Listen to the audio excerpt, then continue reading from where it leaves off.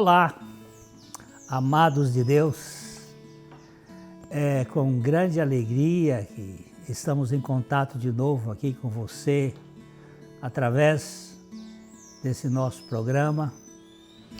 Você sabe que o nosso objetivo aqui é anunciar a boa nova do Evangelho, o Evangelho do Deus que se fez carne, que habitou entre nós e que, mediante a sua graça, Ele pode e vem habitar em nós. Os links estão aí na tela da sua TV, youtube.com/PIBLondrina1 e facebook.com/programa Café e Fé, tudo junto. Você pode ser um aliado nosso e nós contamos com a sua participação, com a colaboração para que este programa se mantenha. Você sabe que há custos e nós contamos também com as suas orações porque há muitas lutas. Divulgue para que esse programa alcance um número cada vez maior para a glória de Deus. Vamos às indicações de leitura dessa semana e já a gente volta.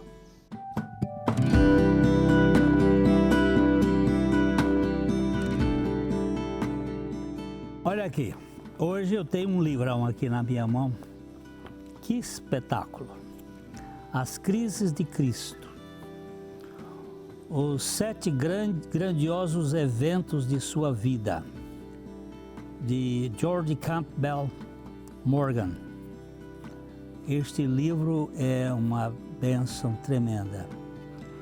Jesus passou por crises, a crise da encarnação, a crise do batismo, a crise da tentação, a crise da transfiguração, a crucificação, a ressurreição e a ascensão. Esta mente preciosa de Campbell Morgan foi capaz de colocar de modo muito claro a grande obra de Cristo na redenção da humanidade, desde a sua encarnação até a sua ascensão. Estes termos as crises de Cristo, porque como é que Deus se encarna? Isto é uma coisa inexplicável. E como que esse Deus agora ressuscita um homem para sempre? Na Trindade nós temos um homem forever. Então, a indicação deste livro é básica. Você pode ser muito abençoado. É um livro alentoso, é um livro que tem mais de quase 400 páginas, mas é aquela preciosidade que você vai ter na sua estante.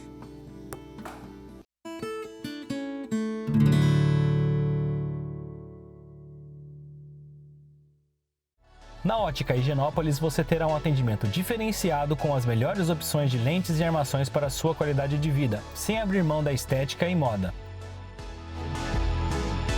E o melhor, você não paga mais por isso.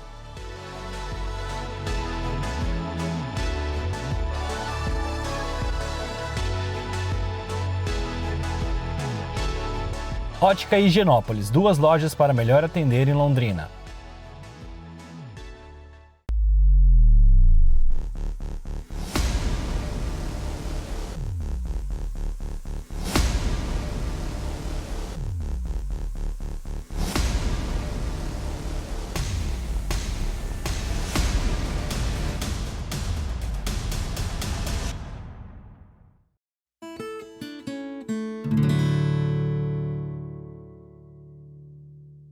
Hoje nós vamos conversar um pouco aqui sobre as reações da natureza. O feto é gerado sem o exercício da sua vontade pessoal. Ele não decide se quer ser gerado ou não. A sua existência está determinada por leis biológicas, conduzidas apenas pela vontade dos seus pais. O fato é que não há vontade no feto. Ele não decide. Ele vive pelos instintos no útero materno, mas não por uma vontade própria. O bebê nasce em um lar e aos poucos ele vai conhecendo os seus pais e gerando vínculos. Neste processo a vontade aparece e se desenvolve. A vontade, ela surge depois do nascimento. A sua vontade de ter comunhão com seus pais, por exemplo, é fruto de sua existência neste mundo e do relacionamento com a família. Aquilo vai criando uma onda de vínculos e ele vai se manifestando. A vontade humana é desenvolvida pelo conhecimento e é diferente do instinto e desejo, que são de caráter biológico, tanto os instintos quanto os desejos. Mas a vontade, ela é alguma coisa adquirida posteriormente. A vontade é o querer da alma em função do seu envolvimento interpessoal, e não há vontade onde não haja razão em desenvolvimento. Só um pouco de razão ou a razão mais desenvolvida pode gerar esta questão volitiva. Alguém disse que a vontade é a capacidade através da qual tomamos posição frente ao que nos aparece. Diante de um fato, podemos desejá-lo ou rejeitá-lo. Diante de um pensamento, podemos afirmá-lo ou negá-lo, suspender o juízo ou exercer o juízo.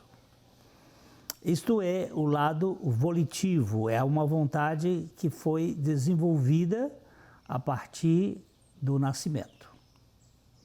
Assim, a vontade do ponto de vista adâmico, ela encontra-se impossibilitada de conectar-se com o Espírito de Deus, porque nós somos uma raça caída, uma raça que está numa situação de prisioneira da queda, do pecado, da rebeldia. Nascemos num mundo caído e com uma natureza pervertida, por isso avessa ao relacionamento com Deus. Deus não faz parte do apetite da vontade humana. Ele não é desejado pelos homens caídos. Para que alguém o deseje, é preciso que tenha se implantado nele algo miraculoso, que é aquilo que a gente chama de novo nascimento, ou nascimento do alto. A Bíblia mostra que o ser humano natural, ele não busca a Deus. Não há, portanto, esse interesse de Deus de modo natural. Romanos capítulo 3, os versos 10 e 12, nos diz que ninguém é justo, nenhum sequer, não existe justo. Ninguém é sábio, ninguém busca a Deus. Todos se desviaram, todos se tornaram inúteis, ninguém faz o bem nenhum sequer. Aí você pode até dizer, mas eu faço o bem. Mas o bem que você faz é um bem relativo e é um bem egoísta. É um bem para satisfazer o seu ego. E quando alguém contraria isto, você fica magoado. Fica, às vezes, até irritado com isto. Nós sabemos que o Espírito de Deus não nos aparece no plano físico e encontra-se em uma dimensão que não percebemos, por isso não temos condições de buscá-lo. Não temos nenhuma possibilidade de buscá-lo, porque nós somos tridimensionais. Nós estamos dentro de um plano do sensório. Tomás de Aquino dizia que nada há no nosso intelecto que não tenha passado primeiro pelos nossos sentidos. E espírito é uma coisa que transcende, que não passa, então não dá para compreender. O ser humano natural só se envolve com as realidades tridimensionais deste mundo. Só o concreto tem dimensão para o entendimento humano. Nós temos muita dificuldade de perceber as coisas que transcendem. Por isso, nossa vontade não é ter um relacionamento com Deus. Como feto, nós somos gerados de um modo natural, ainda que a vida seja supranatural. Não sabemos explicar como a vida surgiu.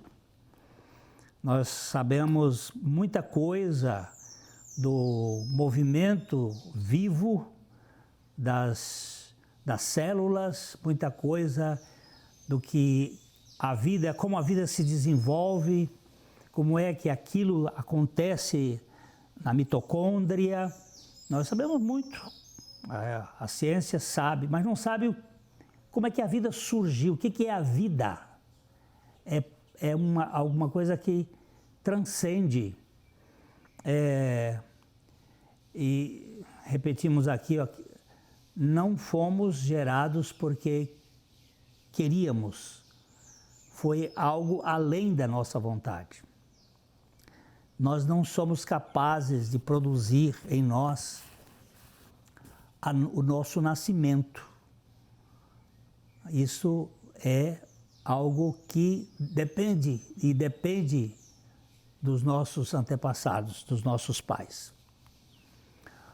Agora, o Filho de Deus é regenerado de modo sobrenatural. Também sem o exercício em primeira mão da sua vontade caída. Não é porque eu queira Deus que Deus me regenera. Deus me regenera para que eu queira Deus. Há alguma coisa que vem primeiro. E esse primeiro é a própria palavra. A palavra de Deus é a semente, é o esperma divino que vai gerar a vida. E a nova criatura é vivificada sobrenaturalmente pela graça do Pai e, em consequência da vida espiritual, ela decide crer em Cristo e arrepender-se da sua autoconfiança. O arrependimento, antes de mais nada, de ser arrependimento do que nós fazemos, é o arrependimento de nossa confiança, autoconfiança. O pecador confia em si mesmo e não em Deus. Agora, quando, pela graça de Deus, ele crê no Senhor, ele se arrepende. Esse é a contrapartida da fé, é o arrependimento. A fé é em Deus e o arrependimento é de nós mesmos, para que aí haja uma conexão de relacionamento. Aqui se instaura o grande milagre da conversão da alma a Deus. quando nós somos tocados pela palavra, a palavra gera fé em nós e por meio dessa fé nós cremos e nos arrependemos. E passamos então a ter uma vontade voltada para Deus, uma vontade que quer Deus, que o busca. Nós só o buscamos porque Ele nos buscou primeiro.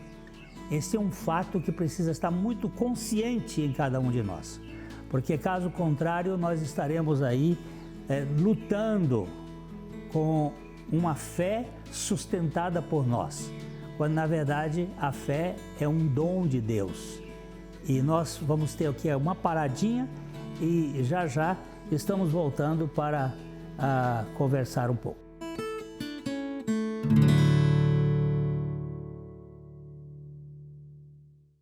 Na Ótica Higienópolis, primamos pelo atendimento personalizado e com soluções exclusivas aos nossos clientes. Temos uma ampla variedade de produtos com as melhores marcas do mercado, além de uma capacitação técnica para proporcionarmos uma excelente experiência com os nossos óculos e lentes. E o que é melhor, você não paga mais por isso.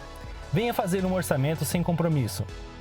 Ótica Higienópolis, 2 lojas para melhor atender em Londrina.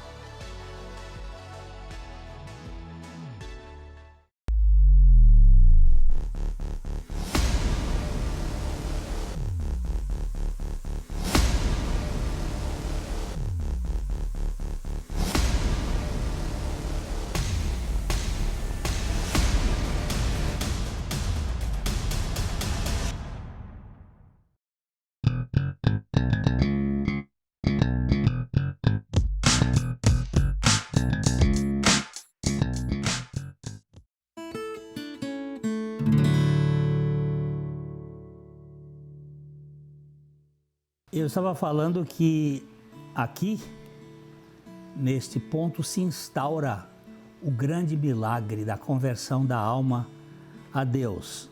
Este é o maior milagre. Transformar um homem de autoconfiante em confiante em Deus. Tanto a geração física como a regeneração espiritual são produtos que vão além da capacidade da própria pessoa. Se estou vivo hoje, fisicamente, é por causa dos meus pais. Eu sou fruto deste relacionamento deles. E se eu estou vivo espiritualmente, é por causa do meu pai. Ele me regenerou.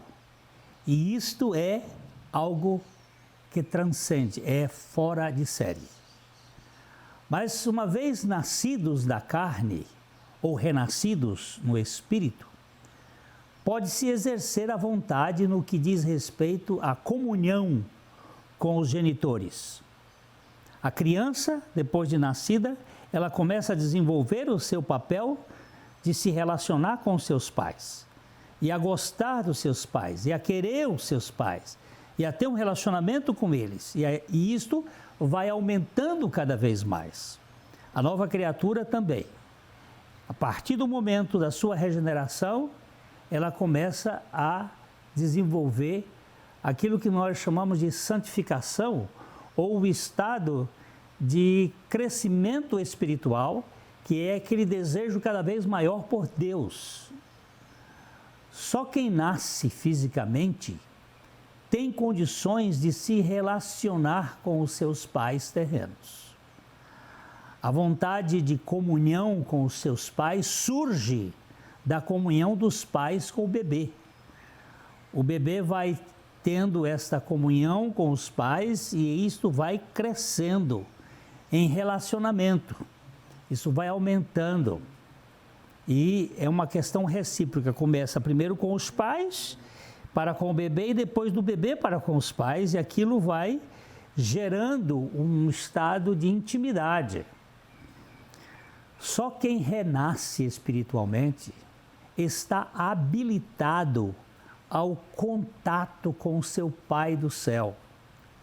Isso até parece lógico, embora muitos tentam distorcer os fatos.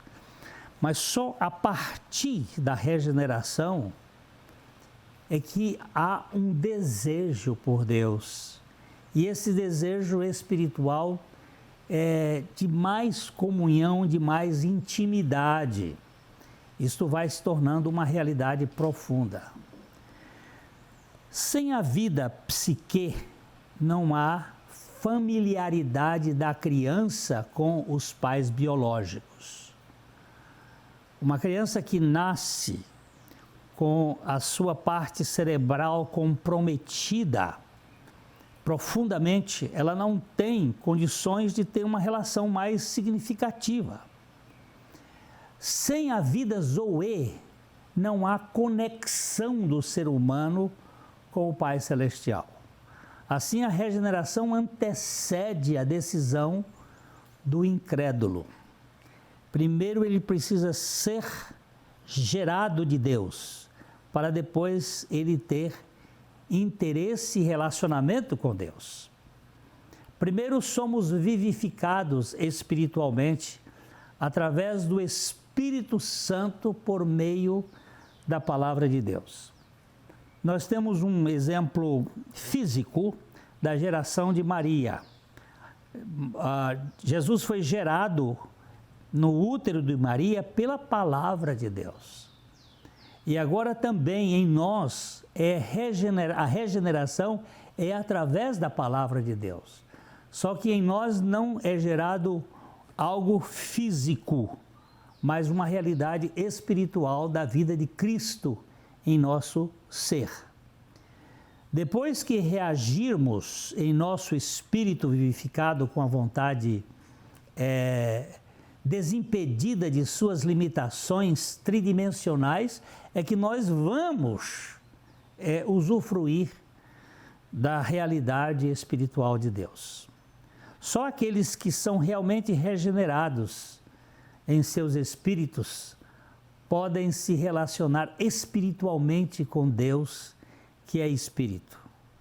E aí você começa a ter esses desejos, aquela vontade íntima de comunhão, de intimidade, de espírito para com espírito.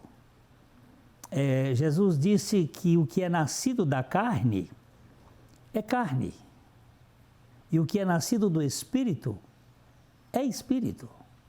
O que é nascido da carne é carne e continua carne. E o que é nascido do espírito é espírito e vai continuando sendo espírito. Se alguém não nasceu na carne, não existe fisicamente. E se alguém não nasceu do espírito, não tem qualquer reação espiritual. É preciso que nós sejamos regenerados para podermos ter reações espirituais. É óbvio, a vida da carne gera reações da carne. E a vida espiritual, reações espirituais. Tão simples assim. Algumas pessoas estão na igreja e dizem assim, mas eu não tenho prazer na palavra de Deus, porque você não foi regenerado. Você está na igreja, mas não está em Cristo, não foi regenerado. Eu não tenho prazer em Deus. Eu vejo algumas pessoas que têm prazer na oração, mas eu não tenho. É isso. O prazer da oração depende da relação, do conhecimento, da intimidade com o próprio Deus. Aquele que nasceu da carne pode viver na dimensão da carne e vai usufruir as realidades deste mundo, mas somente quem teve um nascimento espiritual pode se relacionar espiritualmente com Deus. Não tem outra opção. Se não formos regenerados, não podemos ter esta comunhão com Deus. Se não formos gerados, não podemos viver como seres humanos com os nossos pais, com os nossos amigos. Se não formos regenerados, não podemos viver como filhos de Deus. Isto é imprescindível. O novo nascimento é uma condição que se diz em uma forma latina sine qua non, sem a qual não existe possibilidade. Nós não estamos falando aqui de pessoas que aceitam Jesus, que vão para a igreja, que tomam decisões. Estou falando de novo nascimento. Pessoas que foram desmanchadas na cruz, regeneradas na ressurreição. Aqueles que experimentaram a obra de Cristo, porque se nós nos tornamos pecadores em Adão, nós somos regenerados em Cristo. Alguém disse: regeneração é uma transformação espiritual e conversão é um movimento espiritual.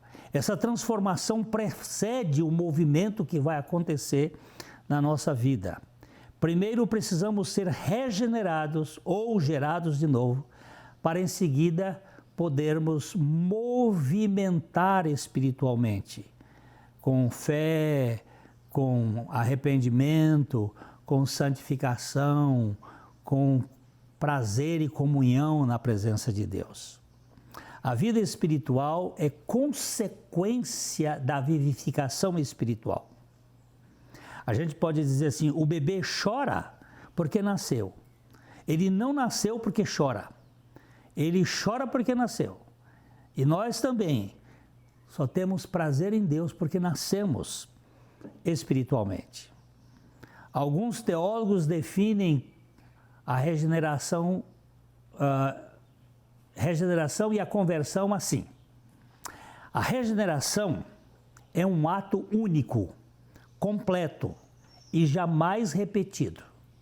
A conversão, como o início da vida santa, é o começo de uma série constante e infindável e progressiva na comunhão, no relacionamento com Deus.